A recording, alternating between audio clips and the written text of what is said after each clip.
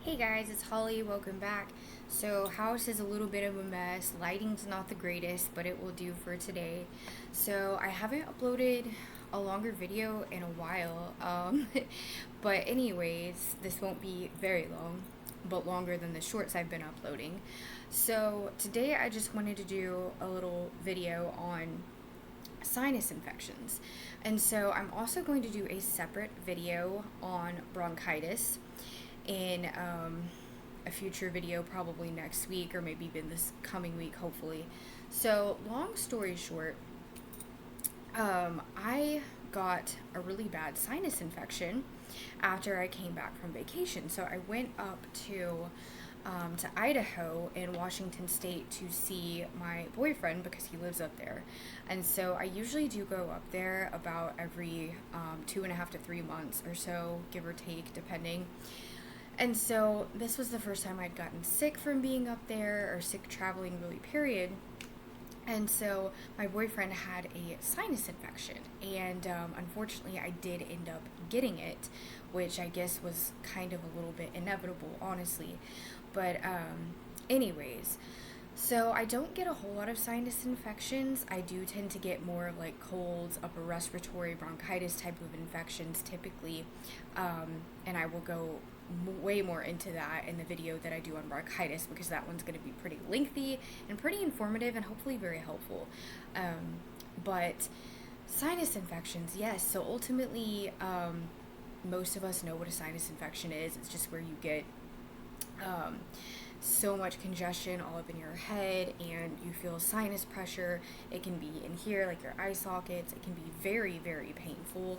And I had not had one for probably at least 2.5 to 3 years. I just don't get them very often, like I said before. And it was very uncomfortable. I did feel sick. I was running a low grade fever. So I guess it was like the day that I got home from vacation. I was on vacation for 5 days and I started feeling like I was having allergies, and I live down here in Texas. There's so much pollen, everything. So I didn't think much of it, but pretty soon my glands in my neck started swelling up. And for me, when I get sick, that's the number one thing that will happen is my glands will swell up really, really bad. And so it was up in the jaw, like the sides of my jaw. You could feel and see like the lymph nodes all on the side of my jaw were swelling up, and it was just painful, uncomfortable. And my nose was so stuffed up that I couldn't even blow out of it. I was so clogged up on one side in particular that I couldn't even blow out. And it was bad. I mean, it was bad. And so I knew that it was a sinus infection, and I'm not a doctor. I'm not offering medical advice, by the way, like I always say, but I knew what it was. I think if you know your stuff, you pretty much can, self diagnose to an extent, especially if this is something that you've, had before multiple times. And so, yeah, I sinus pressure my eye sockets. Like, it was so bad, like, my eyes were tearing up, and my throat was a little bit sore, not really so much the first day or two. And I started running a low grade fever, which I almost never run fever when I get sick, which I know sounds weird, but it's very rare for me to run a fever when I get sick. And so it was low grade. I mean, it was like 100.8, and I think the highest it got was about 101, maybe not quite. So, so I ended up going to urgent care because I am the type of person that I just cannot deal when I get sick. I can't just lay around and be like, okay, I'm just gonna wait it out. And it's not that I don't want my body to heal itself, it's that I've tried this a million times in my early 20s and my younger years. And I just, unfortunately, I usually just don't get better. I just keep getting worse until I go and get something to clear it up, whether it be steroids or antibiotics or both. Usually I end up needing both depending on the severity of the illness. So lately I haven't had anything that's been very bad at all over the past probably about 2.5 years. I have had a few recent like cold type upper respiratory infections that were very mild, but nothing like this. And so it was pretty awful. I tested negative for COVID like 3 times during the period in which I was sick. And I will say that this sinus infection unfortunately did turn into bronchitis because it went down into my chest. And this is something that's not unusual for me. It's very common for me, which I will talk more about that later and why that is the case for me. And so, unfortunately, that did happen, but I did go to urgent care and I was misdiagnosed with the flu, which obviously I knew it wasn't the flu. And this particular doctor, I've had this happen before where it's like they just look at you and they don't really know what's wrong with you, and they're like, oh, yeah, it's probably the flu, even though you're testing negative. And it's like, if I'm testing negative for the flu and I don't even have classic flu symptoms, I had no headache, no body ache. It was just really weird to me. And so I knew it wasn't the flu, but she misdiagnosed me with the flu. She sent me with an amoxicillin based antibiotic. She sent me with a cephalosporin. And so that particular antibiotic I've used before. I thought it would work, but I'm typically resistant to a few of those types of antibiotics. And so I hoped it would work, but it did not. And so after a couple of days, I just was worse. And at that point, it was in my chest, and that's when I had bronchitis. So I'll go into that in my next video, when I do the bronchitis video. But as for the sinus infection, I can't say that I necessarily eradicated it, because what happened was it just essentially morphed into bronchitis. So the actual sinus infection part only lasted for me like 2-3 days. And during this time I was functional. I was still doing all my stuff, cleaning, exercising, taking care of my kids, all of these things. Unfortunately, the kids did not get sick. No one else did end up catching this or getting sick. So that was really great. But I want to talk a little bit about the things that I did do, and I do know a lot of people that have suffered from chronic sinusitis. I have not suffered from chronic sinusitis. I do suffer from bronchitis, that I get quite a few bouts of acute bronchitis. But as for people who suffer from sinus infections frequently, this is the video I wanted to do for you. And so I want to talk about the things that I did personally. So as soon as I started developing symptoms, I do what I always do anytime I get sick, and I start taking extra vitamins and stuff, which I do that. The things that I take on a regular basis are just, I take a multivitamin with a probiotic, and this is the one that I use, Zarbee's. It's the same one I give to my kids. I just take a higher dose than they do. So I use this one. This is what I use. So probiotic and multivitamin are very staple to me, and as well as CBD. So the CBD product I'm primarily taking right now is my Balance from BioRains. I am a BioRains affiliate, for those of you that don't know. But this is a really great product. It's also really helpful for weight loss and whatnot. So the Balance has a CBD in it. CBD is a staple for me, like I said before. So take all of those. And then I also always take, on a daily basis, I take 1 drop of colloidal palladium, which has many, many benefits, immune system enhancing included. And then I also take 1 drop of iodine. This is Lugol's iodine, and this is for my thyroid primarily, but that does also help with immune health as well. So ultimately, I do feel like I have a healthy immune system. I'm just simply prone to getting upper respiratory type infections. And it's just a long story. Like I said, I'll get more into it later. But, so those are all the things I take on a regular basis, as well as C60 olive oil. I've done separate videos on pretty much all of these. But this is more for like just mostly antioxidant, anti-aging benefits. So apart from just taking the regular stuff, I'll start taking extra things. So what I did was I started taking a little bit of coriander, which is a great anti-inflammatory, which has a lot of other benefits as well, such as blood sugar regulation, not limited to that. But so I started taking some of this, and you want to be careful not to take too much stuff, especially if you're not used to it, and especially if you're on any kind of prescription medications, because you just don't know how they can interact, and you always want to do your research. Again, not medical advice. And so then I will take a little bit of active charcoal. I will usually take 1 to 3 pills per day, but I don't take it with any other supplements or medications.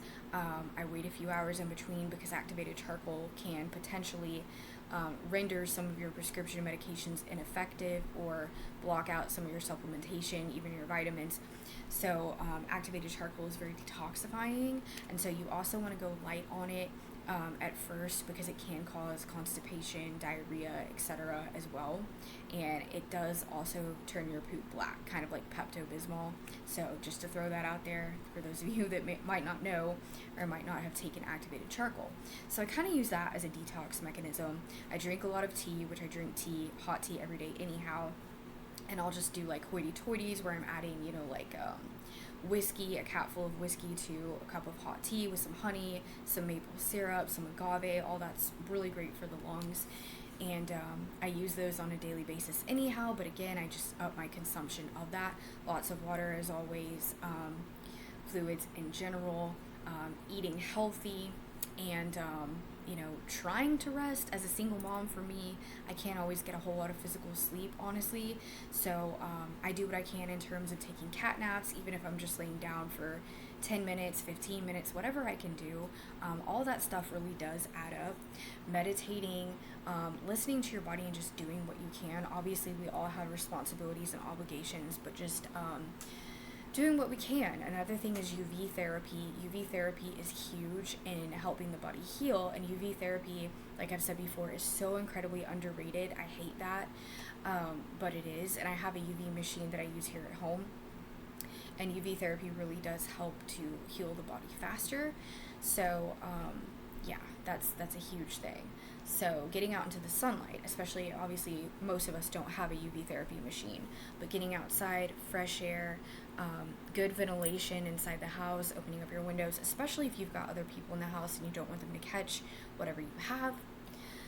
Another great thing is this stuff right here, Vaporizing Liquid. This is just Equate, which comes from Walmart, and I put this in my humidifier. So essential oils, I don't have everything here on my table because it's just too much stuff. I can't show it all to you because it's literally, I could go on for hours. But this is very helpful. Shower tablets, like vapor shower tablets, are also really great. Xylitol, I was taking one of these per day. I take one of these a day when I get sick, only when I get sick, really. And I find these to be very helpful. So, or you can just go with even like a Benadryl tablet or something of that nature, just something to help clear out. And I am very holistic, I am very natural, but I'm also a big fan of just getting better, and not necessarily making your body, have to suffer so much when you don't have to. When I was younger, I would just not take anything. I mean, I wouldn't even take Advil or aspirin or anything. But after I got older, I had kids, and I realized, like, hey, if the medical help is there for me and it's available to me and I need it, I'm just going to get it. And I know a lot of people will disagree with me in that respect, and that's okay. I fully respect your opinion if you are 100% all natural. I'm of the opinion I try to just be as natural as I possibly can, but I'm definitely not against medical help. And so for me, that's just what I generally end up having to do when I get sick. I usually go to urgent care and get some medications, and I'm usually better, like, with a snap of a finger. I'm better, like, almost immediately. So, for me, being a single parent, it's hard to do all of the things and be so incredibly sick when you can go and get some medication that's going to get rid of it, knock it out, and you're good. So that's just my opinion. And the thing about the steroids too is they really do help a whole lot in drying up all the mucus. So the first time I went to urgent care, again, the doctor gave me an antibiotic. I was resistant to it. It did not work at all, and she did not give me anything else. So it was kind of just a waste, to be completely honest. But so I feel like the sinus infection part, really honestly, I feel like I got rid of most of that naturally. I feel like the antibiotic really had nothing to do with that part, because usually for me, even if things start up in here, they will go down into here in my chest and cause some kind of a chest infection typically. And so that's what happened. And I know I'm kind of rambling here, but I'm just trying to explain to the best of my ability. So these are kind of all of the things that I took and the things that I did, just focusing on your overall health. And the body does know how to heal itself. It does heal itself really well. Sometimes we need help, and that's okay. Another huge thing I want to mention, I did a separate video on this, This is X Infects from Dr. Christopher's. I love Dr. Christopher's. The products are amazing. They're also relatively affordable. So, and one of my subscribers on YouTube actually had messaged me about this as well.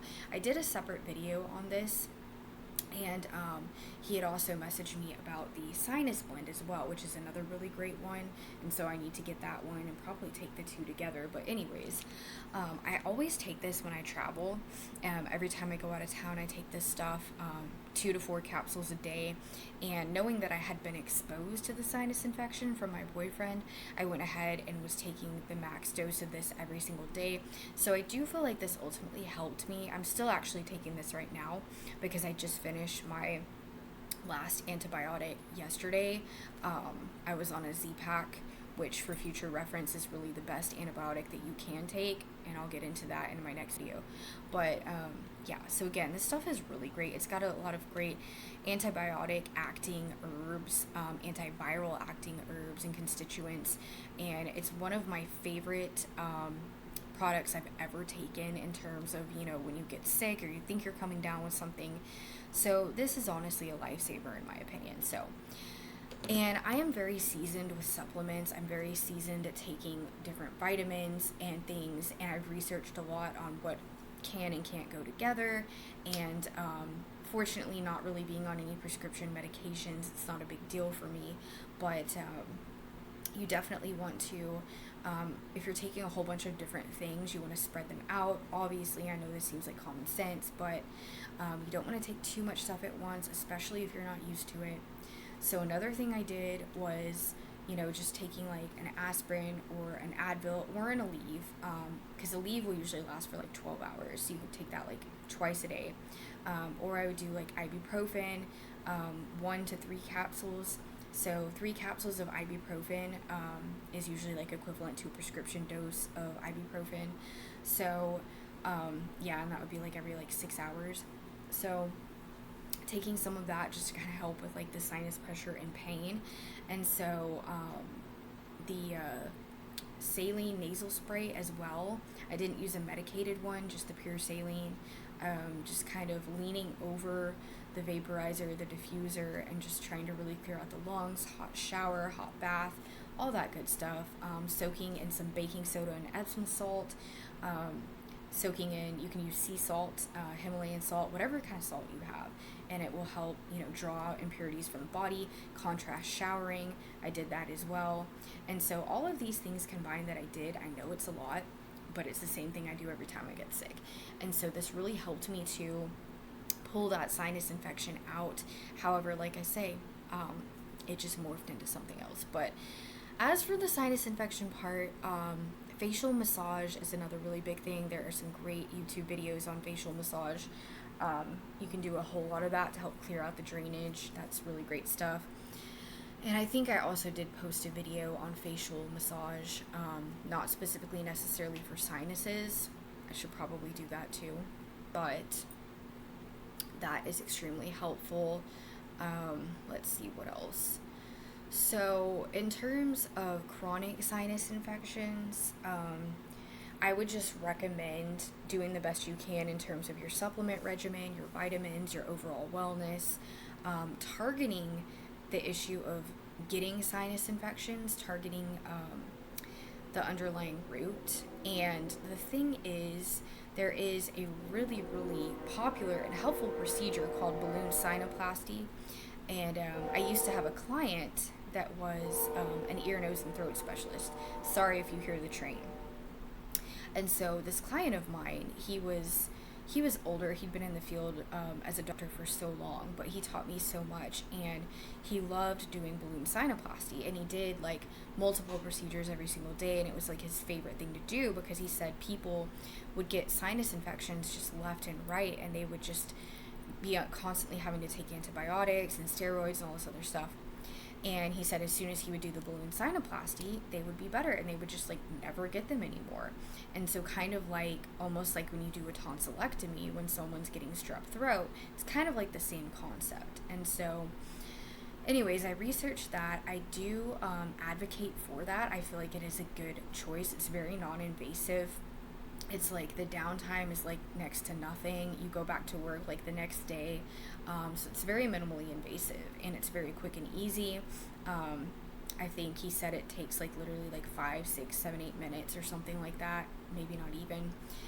And so I definitely am, I do agree with balloon sinuplasty. I think it's great. Fortunately for me, I don't need it because I don't have chronic sinus infections, but if I ever did, I would absolutely go with balloon sinuplasty.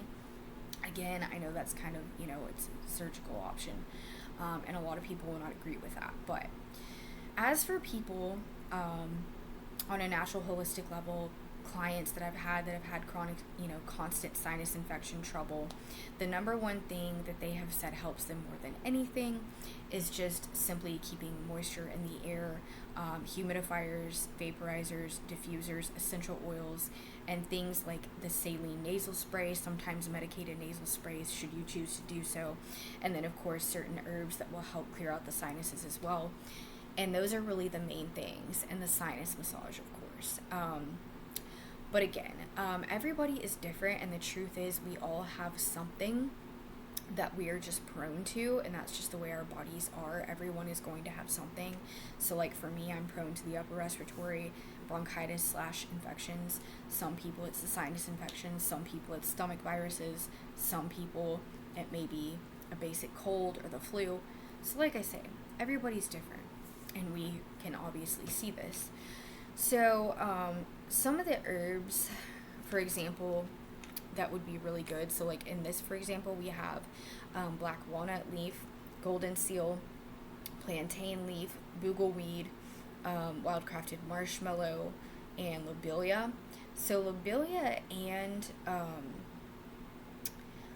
is extremely great for the lungs primarily, but the golden seal is one of those things that is just very, very antiviral, very, very antibacterial, and so I would recommend using golden seal absolutely anytime you get sick with anything like that. Anytime you get sick, period. Golden seal is an amazing herb to take, and echinacea, I would also say echinacea and golden seal together makes a really potent, great combination. A lot of people will speak of healing themselves from whatever they're sick with simply with nothing but that combination. So definitely something to think about. And guys, like with so many of my other videos, I really could just go on for hours about this, but I do have other things to do, and I tend to kind of ramble after a while. So I do hope that this video helps, and I'm just gonna, as usual, just think for a second and make sure there's nothing else I want to add here. But yeah, as for my sinus infection video, I think that's gonna cut it. So when I do my video on bronchitis, that one is going to be more lengthy, and it's also going to be a lot more informative, because I have a heck of a lot more experience with it. And so I'll probably be doing some other videos in the future as well, videos on things like tonsillitis, strep throat, chronic throat infections, and just things that I've experienced in the past and in the here and now that I feel like could really be beneficial to people. So unfortunately, I have had more than my fair share of illnesses, and so I feel like I can help people in this regard. So just remember that, your body is amazing no matter what you're going through. Don't beat yourself up, and don't feel like, oh, I'm unhealthy just because I got sick, or just because, you might be prone to a certain type of illness. So don't beat yourself up about it. That's so important. And I mean, like me, I consider myself to be very healthy. I'm very fit. I take all these supplements. I work out. I eat healthy. I do all these things, right? But at the end of the day, yes, I still struggle with things at times, and so we all do, and that's important to remember. So with that being said, I'm going to end this video, and I will see you guys in the next one. I hope you enjoy this longer video, and yeah, I'll talk soon. Bye, guys.